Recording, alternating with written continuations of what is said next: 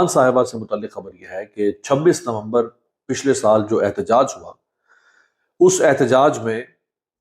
علیمہ خان صاحبہ اور ان کے ساتھ 11 اور ملزمان پر مقدمہ درج کیا گیا۔ اس مقدمے کی آج سماعت ہوئی ہے انسداد دہشت گردی عدالت راولپنڈی میں، اور سماعت کی ہے جناب جج ہیں امجد علی شاہ صاحب کو پتا ہے کہ یہ مقدمہ کیوں قائم کیا گیا، اور شاہ صاحب کو پتا ہے کہ اس طرح کے مقدمات کے پیچھے کون ہے۔ لیکن شاہ صاحب جو جج صاحب ہیں، اب وہ آزادی سے فیصلہ کرتے ہیں یا نہیں کرتے، یہ شاہ صاحب کو دیکھنا ہوگا۔ جج صاحب نے فیصلہ یہ کیا ہے کہ علیمہ خان کا شناختی کارڈ، ان کا آئی ڈی کارڈ اور ان کا پاسپورٹ ضبط کر لیا جائے۔ بڑا فیصلہ آیا جی، علیمہ خان صاحبہ کا شناختی کارڈ اور ان کا پاسپورٹ ضبط کر لیا جائے۔ اور جج کا یہ کہنا ہے کہ علیمہ خان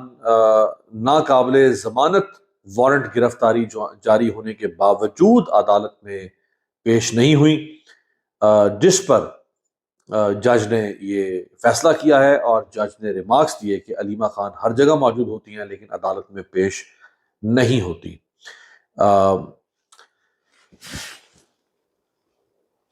جج نے یہ سوال نہیں کیا پروسیکیوشن سے کہ کیس تم نے بھرایا کیوں علیمہ خان کے خلاف۔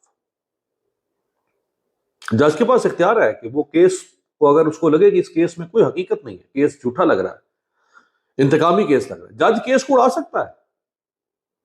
جج کیس کو فارغ کر سکتا ہے۔ جج کو یہ نہیں پتا کہ 26 نومبر کا احتجاج علیمہ خان کیا وہاں بارود لے کر آئی تھی، بم لے کر آئی تھی، راکٹ لانچر لے کر آئی تھی۔